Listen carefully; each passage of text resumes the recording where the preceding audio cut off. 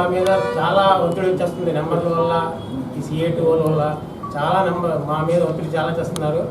మీరు తప్పుకుంటే మేము ఎంతకైనా ఇచ్చేస్తాం అని అంటున్నారు. మాకేంటంటే పైనుంచి అధికారులు ఏమంటున్నారంటే చేసేస్తాం, అయిపోతుంది అంటారు. అక్కడ చూస్తే కొద్దిగా బ్యాలెన్స్ ఉంది అంతే. అది అయిపోతే శంకుస్థాపన చేస్తామని సుబ్బారెడ్డి గారు మాకు మాట ఇచ్చడం జరిగింది. ఈ CA2 వాళ్ళు అయితే మాత్రం మాకు చాలా ఒత్తిడి చేస్తున్నారు. మరి వాళ్ళు ఏంటో అర్థం అవ్వట్లేదు. దాని గురించి ప్రెస్ మీట్ పెట్టడం జరిగింది. ఈ ముఖ్య కారణం ఏంటంటే ఈ ప్రెస్ మీట్ పెట్టడానికి ఇప్పుడు ఈ ఎమ్మెల్యేలు, సిటీలో ఉన్న ఎమ్మెల్యేలు కూడా దీనికి సపోర్ట్ చేయాలా. ఎందుకంటే నెంబర్స్ అందరూ కూడా సిటీలో అందరూ ఉన్నారు. ఇందులో ఒక్క సౌత్లో నెంబర్లే కాదు, ఇది ఆటోనగర్ మొత్తం సిటీలో ఉన్న అందరూ. ఓన్లీ ఎండాడకే 1500 మంది ఉన్నారు వర్కర్లు, నెంబర్లు. ఇందులో ఉన్నది 1500 మంది ఓన్లీ ఎండాడ, తగరపోస, ఆనందపురం.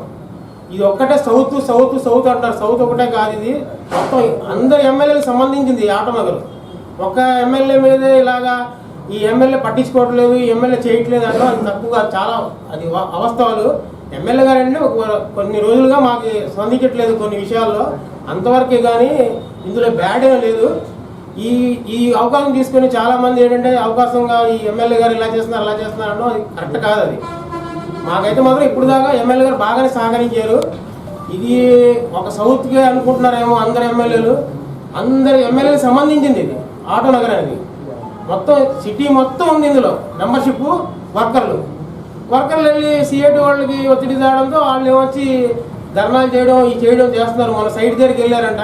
APC జడ్డం గారు చెప్పారు ఇలాగని. అయిపోయింది, అక్కడ ప్లాట్లు వేస్తున్నారంటే వీళ్ళు వెళ్ళారు. అక్కడికి వేస్తే ప్లాట్లు లేవు, ఏమీ లేదు. లేకపోవడంతో మా మీదకి వచ్చి ఇదంతా ఒత్తిడి తెచ్చడం మా మీద జరుగుతుంది. మేమేంటంటే 27వ తారీఖు జగన్మోహన్ రెడ్డి గారు ప్రోగ్రాం అయిపోయాక సుబ్బారెడ్డి గారు మీ పని చేస్తానని మా లాయర్ గారికి, వరప్రసాద్ గారికి చెప్పడం జరిగింది. అదే మొక్క మేము చెప్తున్నాం. కానీ ఎవరు నమ్మదలుచుకోవడం లేదు. ఇప్పుడు దాకా లాగేశారు. ఇప్పుడు ఎలక్షన్ కూడా వస్తుంది, ఇది ఇలాగే సాగదీసిస్తారు. గత గవర్నమెంట్లో 5 సంవత్సరాలు సాగదీశారు, ఈ గవర్నమెంట్లో కూడా 5 సంవత్సరాలు సాగదీస్తారు అనే ఒత్తిళ్ళు మా మీద చాలా వస్తున్నాయి. అనేక రకాలుగా మా మీద అపోహలు వేస్తున్నారు. ఎవరైనా సరే ఏ ఏరియా చెందిన నెంబర్లు ఆ ఏరియా ఎమ్మెల్యే దగ్గరికి వెళ్ళి ఇది బేగ చేయించండి సార్ అని అడగట్లేదు. నెంబర్లు మా మీదే వస్తున్నారు. కానీ ఆ ఏరియా ఎమ్మెల్యే దగ్గరికి వెళ్ళి మా పని చేయించండి, ఇది బేబీగా అవుద్దు కదా అని ఎవరు ఒత్తిడి దాటలేదు.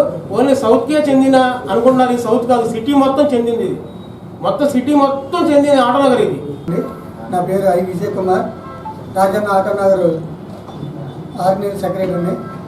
అలాగే నిన్నటి రోజున CIT వారికి మా యొక్క యూనియన్లో ఉన్న సభ్యులందరూ కూడా వారికి వెళ్ళి సమస్యని చెప్పడంతో CIT వారు అందరూ కూడా వచ్చి రోడ్డు మీద ధర్నా చేయడం మొదలుపెట్టారండి.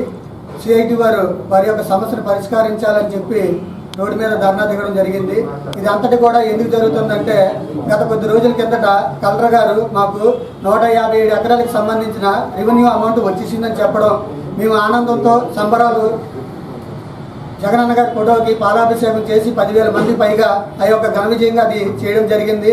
దానికి తోడు నిన్నటి రోజున మన APC జడ్డమ్మ గారేమో అక్కడ సైట్లో వర్క్ జరుగుతుందని నేను చెప్పడంతో మేమందరం కూడా పెద్దలు వెళ్ళి సైట్ దగ్గరికి వెళ్ళి చూస్తే అక్కడ ఏమీ కూడా పనులు జరగట్లేదు.